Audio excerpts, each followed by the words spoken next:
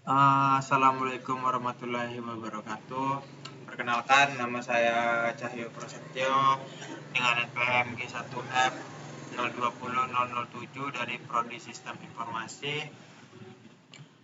Di sini saya akan mempresentasikan hasil analisis saya terhadap suatu studi kasus di PT Buana Lestari menggunakan framework TOGAP yang berjudul sini analisa dan perancangan enterprise arsitektur menggunakan framework TOGAP ADM para fungsi umum dan logistik di PT Karsa Buana Lestari.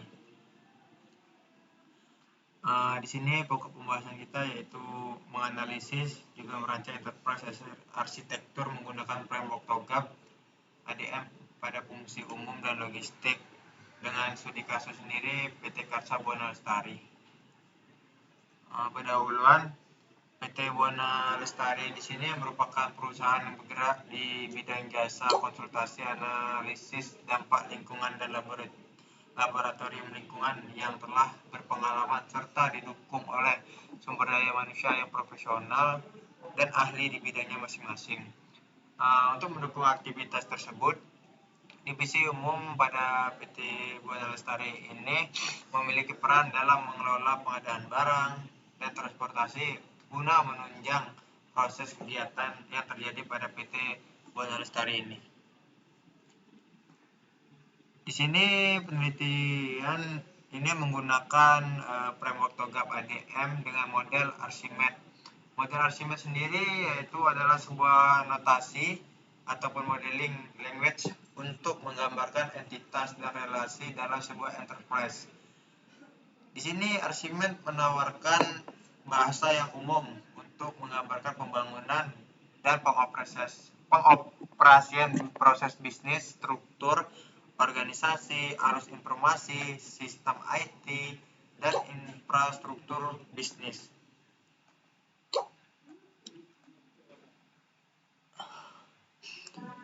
Dasar teori. Di sini yang pertama ada enterprise arsitektur. Enterprise arsitektur di sini mengidentifikasikan komponen utama dalam suatu perusahaan dan bagaimana komponen yang berada pada sistem berfungsi secara bersama-sama untuk mencapai tujuan bisnis. Selanjutnya di sini ada TOGAP. TOGAP di sini mempunyai metode dan tools yang detail dalam pengimplementasiannya. TOGAP juga bersifat open source.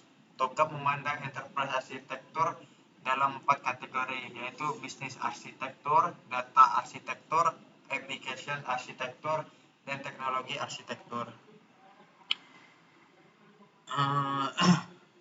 Di sini hasil pembahasan di sini ada primary phase, preliminary phase, merupakan tahap awal dalam perencanaan enterprise arsitektur menggunakan TOGAP.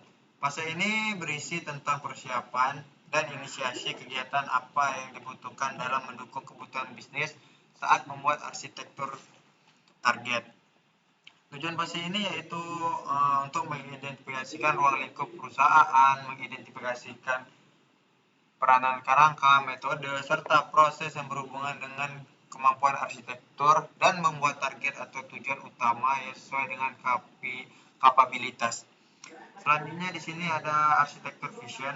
Arsitektur vision adalah fase pada enterprise arsitektur di mana fase ini menggambarkan nilai bisnis yang dimiliki oleh PT Karsa Buana Lestari sehingga dapat ditentukan bagaimana enterprise arsitekturnya dapat dirancang.